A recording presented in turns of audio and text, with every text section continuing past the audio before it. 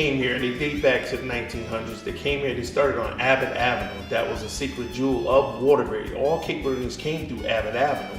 The back of the condominium here was Abbott Avenue. And what happened in Abbott Avenue? That's where most of your Cape Verdeans live. And then the top of the end of this next house, that's where Spark Street was, and that's where the first club was, in an apartment building. And we go up a little more.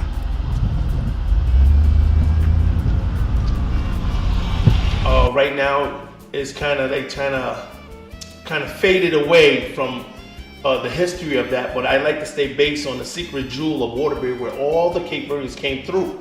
Because in the north end that we call now, if you go to Waterbury, Connecticut, you come here, we live where the Italians and Irish was. And Abbott Avenue, before it was Abbott Avenue, 1925 it turned Abbott Avenue, it was Park Avenue. So any kids who want to go back and look up this history, they need to know that where we started from and the real names of the streets. But Abbott Avenue was the real roots of where all the Cape Verdeans came through. And my family, that's where they started out. And my father brothers, Alfred Peter Gomes, and that's all where they came. Okay, we're going towards the 1 Vine Street, where the club was the first building they bought. Now that turned out to be a church, but that first floor was our club. And that's where we raised money to buy the second club where we just left on North Main Street. We were here many years. A lot of fun. We used to have Mother's Day, Father's Day, we had an annual picnic. Cape Verdeans live here. Joe lived here. I live here. My mother's house was here. My Aunt Joni's house was up the street more. That's where we've been.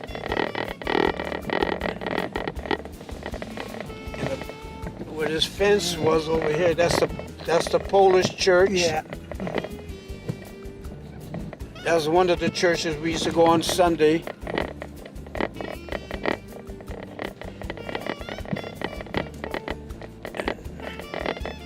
Over here was my aunt's house. Was the swamp second? Yeah.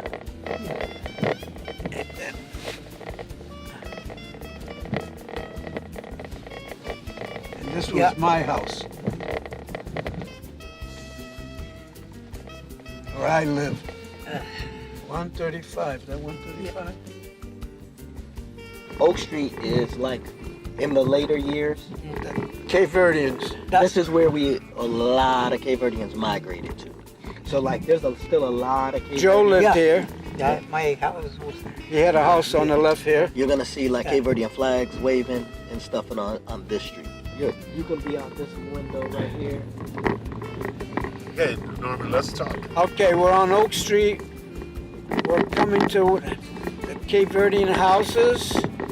My house was.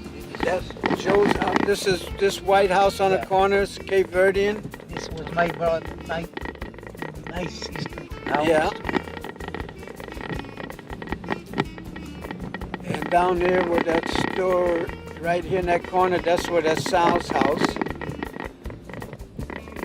And she always had the flag, and she passed away. But All right, we wanna be together. We wanna be able to. Italians were the same way. Yeah, everybody's the same way, but you know? That's why we need. And like that church I showed was Polish, was all Polish people there. They used to build a church where the nationality was. Well, my name is Clyde Gomes from Waterbury, Connecticut.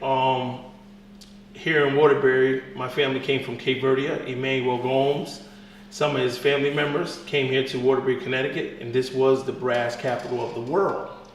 They came in on the boat from up New York, came through Brockton, through Onset, and they came here because this was a place where they could have better families and raise their kids and make more money and, you know, have a family and life. So Fogo was the first to come into Waterbury, Connecticut. If it's not known, now it is known. And they came here for a better life, and I love that so much because that's where I'm at today. Raising our kids, telling the history of where we come from is very important to us as Cape Verdean people. And kids now that's coming up need to know where their heritage come from, because we have a rich heritage, we are very respectable, and we love hard work. We are hardworking people, and we are here to raise our families right and to see a better future for our Cape Verdean kids and family. Norman Corey. I was born in New Bedford, September 26, 1936, and then my mother moved to Waterbury, Connecticut the same year, Thanksgiving time, and I've been in Waterbury all these years. I joined the Air Force in 1956, and then I got out the Air Force in 1960. I played high school ball, made honorable mention basketball in Wilcox Tech out of Meriden. And then I come back to Connecticut after I left Japan. I was in a movie in Japan and TV. And then from here I work in a factory, Uniroyal. And then I went to a telephone company, worked there 28 years. Well, I'm not sure about my father, but my mother was born here. She was born in Marion, Mass. My father was born in Fogue, and he came, I don't know, or before I was born. So I'm not sure when he came, but on my father's side, I don't know much of the history except my grandfather was my great-grandfather. My grandfather, John Amato, he had his boat too. His boat went down from Cape Verde going to South America. Okay, His son- do you know the name of that boat? No, Okay. just was John Amato. All right. Yeah. My history is I'm actually born in Waterbury, Connecticut. Cape Verdean, 100% proud to be.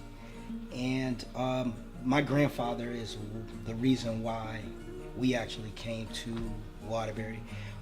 Searching for work, really. My grandmother and him, they migrated over here to Waterbury, and they had 6 children that were all born here in Waterbury. And my mother, Vivian, is the second born. My grandfather was born in Cape Verde, and my mother was born here. My father is also a descendant of Fogue as well, but he was born in Massachusetts. Do you know when your grandfather came to the United States? In 1902, he actually came. I was able to find the records, find the boat where he came over. So last year, in 2022, meant 100 years here in America. Well, the Cape Verdean Club here in Waterbury started in 1935. So 1935, here we celebrated 88 years. This particular building is not the original building. And I would say some people will probably have different landmarks in which started it for Cape Verdeans, but I would say the two most prominent location is number 1 Vine Street and 1181 North Main Street. I would say that it kind of started with the community in general. A group of gentlemen who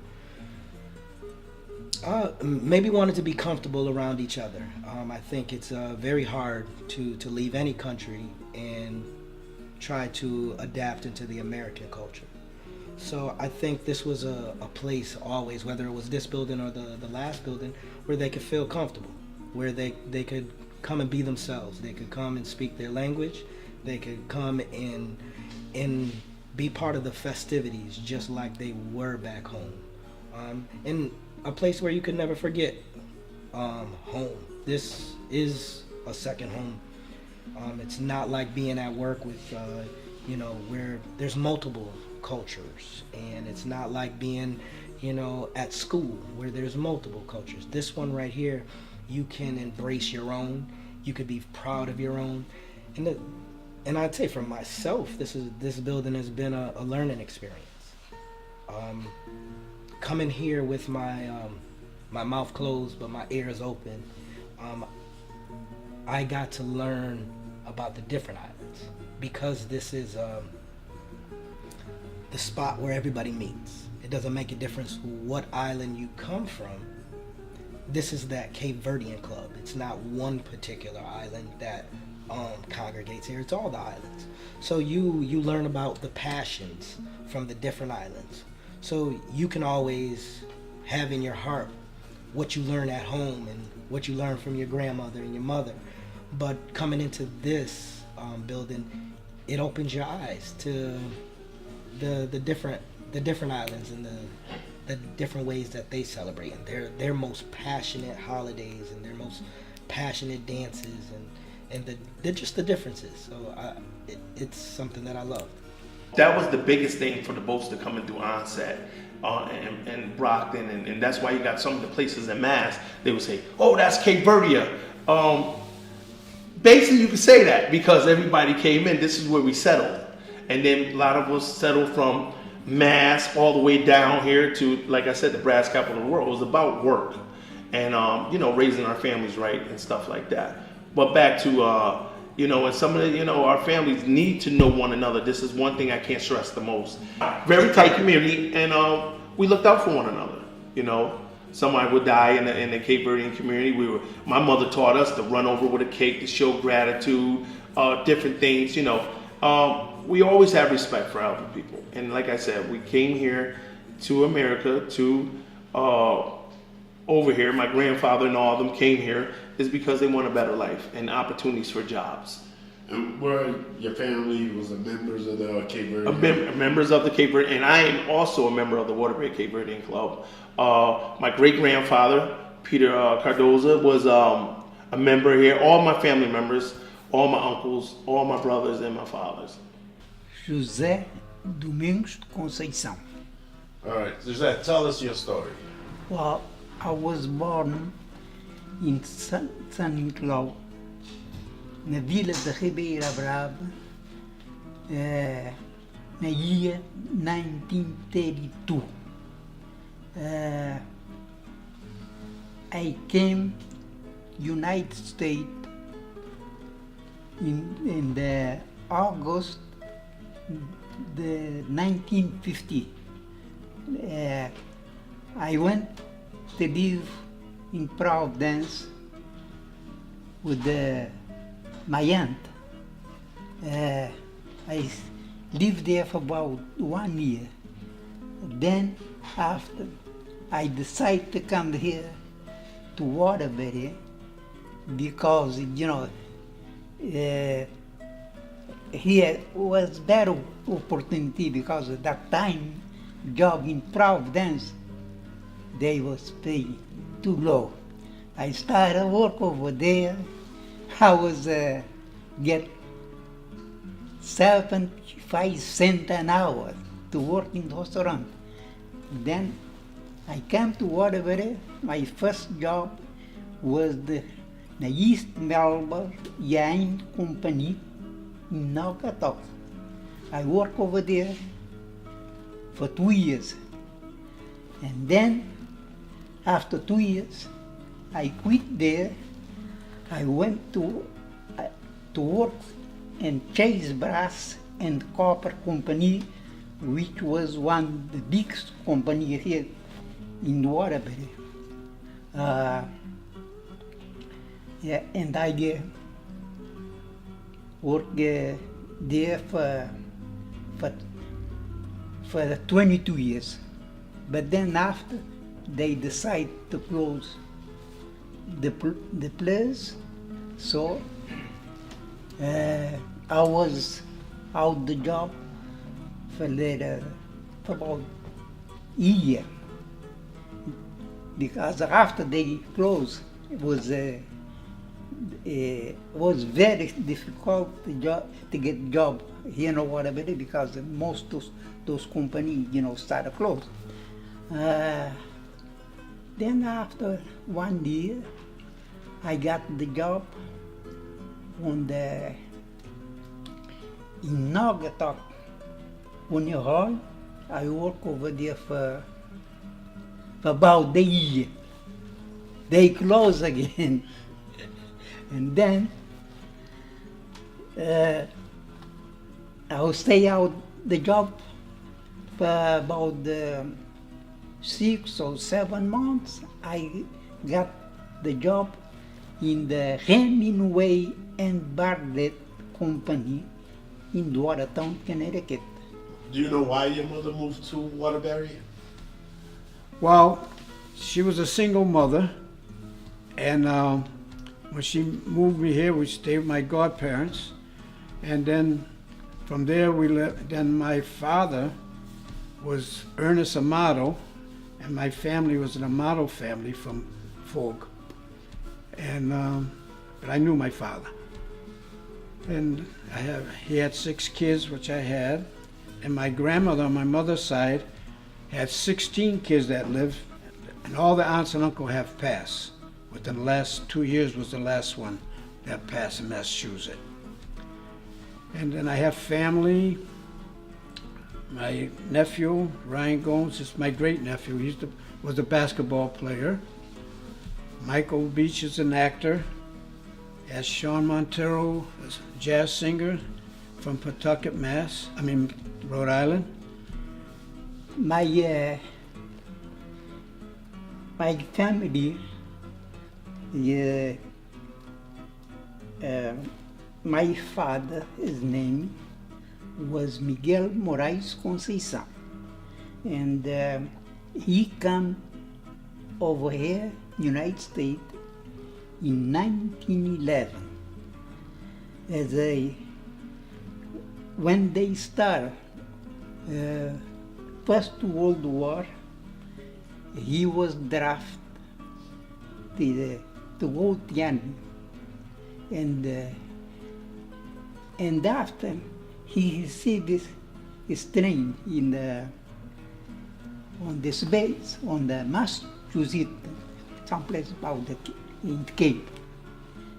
They was transferred. He was transferred to France, and he was over there, and he had a tough job because he was hiding on the front gun. And then, after he retired from the army, he got his American citizenship, and he worked for about 5 or 6 years. He went to work and trade. He got married to my mother in 1925. And he stayed there for a while, and he come back and worked a couple of years. And he bought a piece of land in St. Cloud, and he went back to St. Cloud. He started work on a farm, and he was doing, I guess, pretty good over there, but too bad because he died out was very young, and he passed away. He was only 53 years old. He left me and 3 sisters younger than him, Diane. And I went to Cape Verde twice, but I've never been. My family's from the island of Fogo. My great grandfather, Bisneto Yandindan, he had a ship, went around the world. He had 22 kids, which I heard, and so I got uncles and aunts all over where I don't know. And then after, came back to Waterbury, and now I live in Naugatuck. I've been in Naugatuck since 1973, and I have 3 kids, and I have a son that lives in Atlanta. He's a musician, he's blind, plays drums and keyboard, and I'm an organist, and we used to play out together. And now I play in a Portuguese church in Fatima. I'm the organist there. And since then, now we're just waiting, you know, see how it goes for everything here. And I've been a member of this club since 1960. So what's that, 63 years? So I'm very proud to be a Cape Verdean, and I'm glad this video is being made so people know about Cape Verde and the Cape Verdean people. Because when growing up, you had to explain everything and really didn't know how to explain it, tell you the truth. But now that more people recognize Cape Verdean, with the music, you know, and people spreading out, moving around, different states. Florida has a Cape Verdean community, California has a community, and I've been out there to picnics and stuff, you know, New York, and of course Massachusetts, and Waterbury, and New Haven, Bridgeport, Connecticut. All got high-end Cape Verdean. Okay, José Carlos Almeida. And the nickname David? The nickname David. Yeah, okay. I was born in Santa Claus. They call it Franja de Baixo. That's how I was born, Franja de Baixo. And then I came to this country in 1961. And I got here June 10, 1961. And I went to school 1 year. But I didn't like school. I never liked school. I hated school. So I started skipping school, go downtown, shooting pool. And my parents thought I was going to school. I wasn't going to school. Because I didn't want to go to school. I want to make $1 and party because I love to party. This is cool. And you came directly to Waterbury? Yeah, right here. So you came, can you tell us, you came from Cape Verde to? Waterbury. Waterbury, Connecticut. And we used to live on Violet Street. Okay. And so after that, I lie about my age. I got a job early. I was 17 when I got my job. 3 months before I turned 18, you had to be 18 to get a job. That's the year the president, I remember the year President Kennedy died. So I got me a job. I was happy and everything because I lie about it. And then they got suspicious with me at my age because I lie about it. They was call me in the office, Jose, we want to see you. So I went in the office. How old are you? I would lie, always try to give. One day I had my lunch, I was taking a nap, they called me, I was half asleep, you know. Jose, you gotta tell us your age. So I told them I was scared after I told them.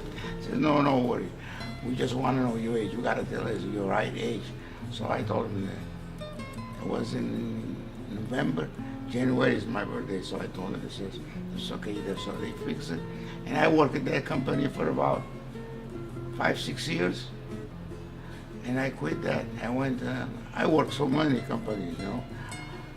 And then I went to this other small plating shop. I did probably 8 years. And then from there, I went to American Breast, big company, they went on strike.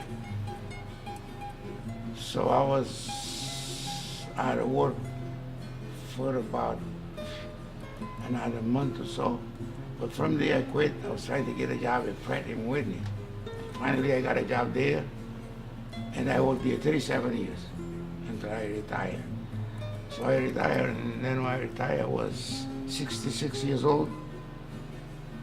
And I went after I retired, I went to the island, stayed there for about a month and a half. And then I come back, went back to work again. Yeah. Now first I took a vacation, I went there, yeah, for about a month. And then I came back, I went back to work until I retired. after I retired, I went back again I was going there for a month, but I didn't even stay. I stayed here 3 weeks, and then I come back. Music. It's so funny. When I left the island in 1961, we had to come through Portugal. I was Portuguese then. My passport was Portuguese. So they made me stay there a month. Every time you stay there, my mother was paying for that. It cost us money. It cost my parents money. So we were there for another month. I didn't complain because I love Portugal. Portugal is nice too, And from there we came to United States. And then we stay here. Oh, while I was in Portugal, there was this guy. That's how I started music. He had a guitar, he had a ukulele, he was working. He had a room there. I used to go with him in his room. He started playing. He said, "You want to learn how to play guitar?" I said, "Yes." He showed me a few chords. So I learned those chords. And then when I came to the United States, I wasn't even playing guitar no more. But my stepfather, one day he had a guitar. I started playing. He says, "Man, you can play guitar." He says, "Oh, go to school." So I went to school. That's how I started playing guitar. And I played for the club. I play in New York, Massachusetts, New Bedford, Massachusetts, Bridgeport. Used to play for the Portuguese from Portugal. Because our music is basically, because we put Cape Verdean music, they like it. Portuguese music, and also Brazilian music, Spanish music. So I play all those places. We did good for a while. You had your own band? Yeah. Can you tell us how you started the band? Oh, with these guys, we all came from the island, and we started the band. The name of the band was the Ultramarine, the name of it, the first time. Cape Verdean Ultramarine.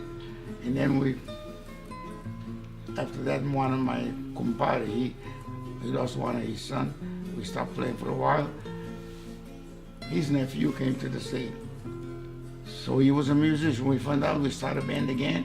We were doing very good, That's basically how we started. No, I've heard of this Ultramarine band, but I've heard of it in New Bedford. Yeah, in New Bedford they got that. There's a club there? Yeah. The band club, is that the same? Yeah, I know about New Bedford because I used to go to New Bedford all the time. Because when we came to the United States, those days, very few Cape Verdeans used to be here in Connecticut, So we used to get in the car and go on New Bedford, And you were part of the Ultramarine band? No, not that one. The Ultramarine band was the one we formed here in Connecticut, in Waterbury. Okay, so Connecticut had an Ultramarine band. That was our band. Okay, can you tell us about the Connecticut Ultramarine band? I was just we play the club here, but the Ultramarine band you're talking about, I know what about it. They had a club, everything. Okay. There was this Ultramarine band. That's another. No, I'm asking because I thought there was just one. So now we're learning there's one here in Connecticut as well. So Yeah, our first time when we started the band, for some reason we came up that band Ultramarine. But I know what you're saying in New Bedford, Massachusetts. They had Ultramarine like May, whenever they had a parade. They said that's the one you're talking about. Yeah. But just now we know that there's one in Connecticut as well. Yeah, we said that a long time ago. We got a picture of that, when they had the band. Yeah. It was a nice band. We used to go around playing, but Portuguese people, they did like our music. Cape Verdean people, we used to go to New York. We used to go to Massachusetts. It's not that we were good at it, very good at it, but we practiced a lot. And we did the job. Like in New Bedford. You from New Bedford, right? No, Providence. Oh, Providence, right there. In New Bedford, they had people that are better musicians. Like I play guitar, better guitar player than me. But we tried to learn all the new songs. That's how we beat them, That's how we. Yeah, we used to go to Atlantic Avenue in New York. They had a Cape Verdean club over there. We used to play there all the time. Do you go back to Cape Verde? Yeah. Yeah, I went in 1979. And then when I retired, I went back again. Yeah. I went to You always go back to different islands or the island? No, I went to the island I went is San Vicente, and the island I was born, St. Cloud. Yeah. I would like to go back and go to those, like St. Thomas.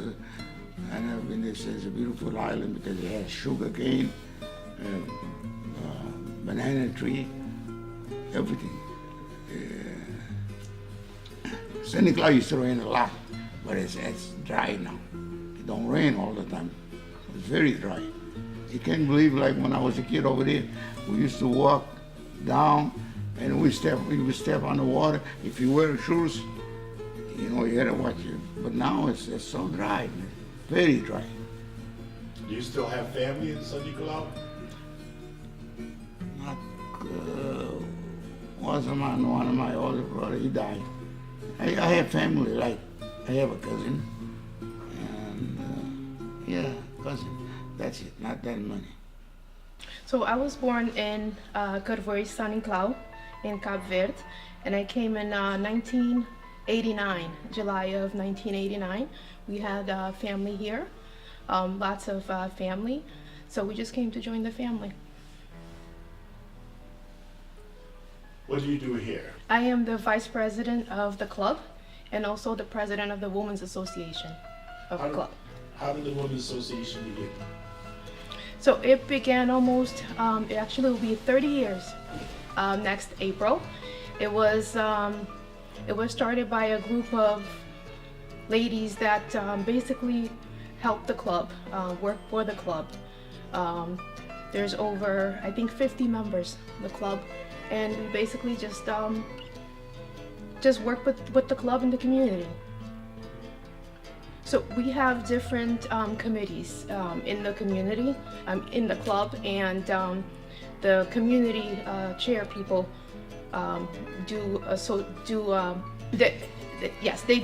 they do events. We do June 1st, which is in Cape Verde, is Dia Nacional das Crianças. So we do that. We did São João, where the young girls come in and they colle. We actually had the young girls come in and dance for the president that was here back in March of this year. And the girls are between 10 and 15. So to dance for the president of Cape Verde, that was big. I actually went back the first time in 2007, and it was for my grandfather's funeral. So it was a tough time to go back, but at the same time, it brought me back to the 1989. I had to rediscover Cape Verde because 18 years without going, it was different. But at the same time, it's always home. How beautiful was it seeing it 18 years apart? After being in America for 18 years, how did you feel going back? And then you said that a lot of things were different. Give us some examples. I mean, when I came, for example, our house was not built yet. So when I went back, the community was different. But at the same time, the environment, the people always welcomed you. I had friends from a long time ago that took me out to show me and basically relive the Cape Verde experience, just the simple walking around. You felt free, you felt home. How long have you been a member of the Waterbury Cape Verdean Association? And did you ever have a role here? Yes. I was, I think, the young finance secretary they have here, and then the club was on this little place, and they one of Vine Street. Yeah, I worked resident. I was garden, and I was, I forgot this other job because, Secretary? you know, then I quit. Now after so many years, as finance secretary, I decide to have somebody young than me to take the job as finance secretary. He tell me, but I take the job, but you got to work with me. So I was his assistant finance secretary. But yeah, so when it's another thing too. Cape Verdean, you know, they big hall and build the church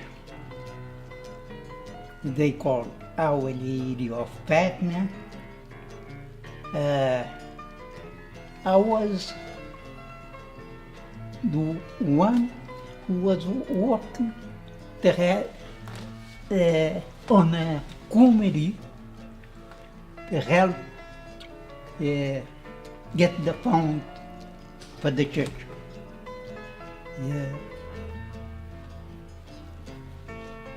How old are you now? I'm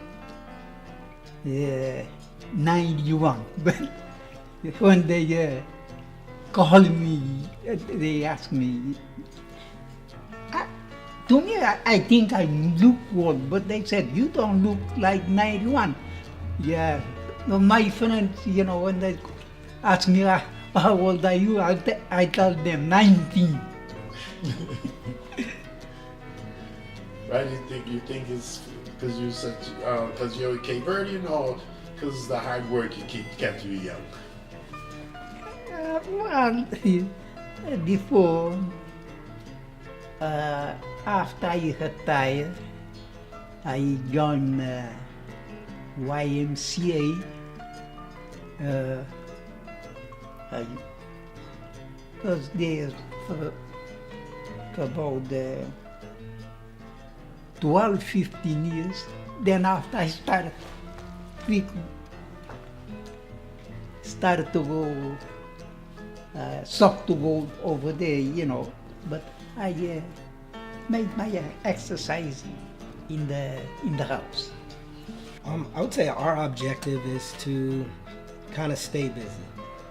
Our elders are most important. They did this stuff. You mentioned that I'm the president now, but most of our elders held these positions. So they did it so that one day somebody could do it for them. They did it for other people as well. So getting them all together for things that we all can have fun with. Bringing in bands. We bring in bands from Massachusetts. We bring in bands from Rhode Island. There's also bands from Rhode Island. From New Jersey that we've brought in as well. Anything that allows us to take part in our culture, have fun, and pack this hall up. We got a pretty big hall, so sometimes it's not easy to fill up every chair that we have. But people travel. We're very close to our community in Bridgeport, which has a big community as well. Us, and we love when people travel from Rhode Island, Massachusetts, and Norwich, Connecticut to help us have fun here as well. Well, my uncle came here. He was born here on Abbott Avenue. They came here, they worked hard. My grandfather came here, had about 9 kids. You know, he came here as a young man from Cape Verdean Fogo. Basically, they came to work. You couldn't say too much as, now we get really deep into it. It was a time where we had to run around here and say we was Portuguese because they was locking up all the Cape Verdeans that came in. The papers wasn't right. A lot of us kind of snuck in here for a better life. And these are things that I'm really impressed with. When they came here, a lot of our names was changed. You might see an A in front of the Barrows or Barrows in my family. I noticed coming up as a young kid at 7 years old, we had to bury some of our families with different names. These are things that people don't realize that we go through as Cape Verdean peoples, as the elders we went through. And knowing it's the brass capital of the world, they wanted to stay here. They wanted to make a life better. So it was things we had to go through to get where we at today. And we're very small, matter of fact, not small, big community, but very humble and quiet and hard workers. And I just want America to know that they do know that we are some hardworking people and respectable people that's out here. I think, when it comes down to checking the box, we have it a little bit more difficult here in Waterbury. We had to check a box to whether you black or white, right? Like in most situations. But what you choose to check is how you're gonna grow up and who your friends are gonna be. And essentially, what's gonna be cool and what's not gonna be cool. So when there is no box of I'm Cape Verdean, you're caught in that situation of constantly explaining what's going on in your household. What are the things that you love? Little things like eating kachupa or eating gafungus or having kanja, making couscous. These things like that they're just not readily accepted by every culture. We keep our culture very close. So the things that we do, we don't share. They're not seen on the internet as much. They're not seen on TV and on cooking shows. So the things that we do are the things that are most passionate to us in our heart. And everybody does it differently. So you think about, our kitchen just in general. Everybody here makes the best kachupa. Everybody here makes the best couscous. Because it's what you're doing in your village or what you're doing in your home. What are you doing in your part of the island? Coming back to your original question of, how are we treated? I find that a lot of times that we had to adapt. We have to adapt to our friends. We have to become a straight arrow type of individuals. And I say I'm definitely a victim of that. I grew up with outside of being in my family, my friends weren't Cape Verdean. Not all of my friends were Cape Verdean. I'm blessed now to sit there and say I have an overwhelming amount of friends that kind of keep my culture tight as possible with me. I love that. I love that situation. So basically, the social club is the safe place, the haven for Cape Verdeans. I think you said it correctly. The safe place. I could come in here and feel totally comfortable on any given day. And I don't want to. Our doors are always open, but it's a different type of comfort when I could leave my phone laying on the table and walk away, go to the bathroom and come back, and I know my phone's gonna be there. Safe place, absolutely. I mean, this is a place where I can enjoy being with my peers, but at the same time, I can enjoy being with people who are my elders. You speak of dances. We had a dance last night where the variety of age went from maybe late 20s to 90s. We're doing this together. It's a difference from being in your typical American clubs. This right here is going to be where you're going to get your culture. And it's weird that you said that, because I was just talking to one of the brothers now that he is definitely helping somebody with their paperwork right now as we talking. And he had his wife come here too, and the kids and everything. So we are helping our brothers and sisters coming up and rising them up that want to come here the right way. So the Morabaza is alive in the Cape Verdeans of Waterbury Connecticut. Very connected. very connected. We are very tied together. Every year we all meet together at the Cape Verdean festivals, Onset, Rhode Island. So we are very, and it's come together more now with this generation. You know, our grandfathers, great grandfathers, and all of them. It was a different time because it was, like I said, it was a time where you couldn't say you was Cape Verdean. You had to say it was Portuguese, and that was, you know, and we had got our, thank God, first of all, for Amaro Cabral for, you know, our freedom and having our independence, number one. I should have started off with that because big up respects to him for bringing us where we are today. And I feel we live in his dream. Hakeem Jeffries is my cousin. His mother, father, and my father are brothers. He's the congressman of the United States up in the White House. You see him on TV all the time. And I think he's doing a very good job representing the Cape Verdean culture and plus where we come from. And he wants to see better for our people.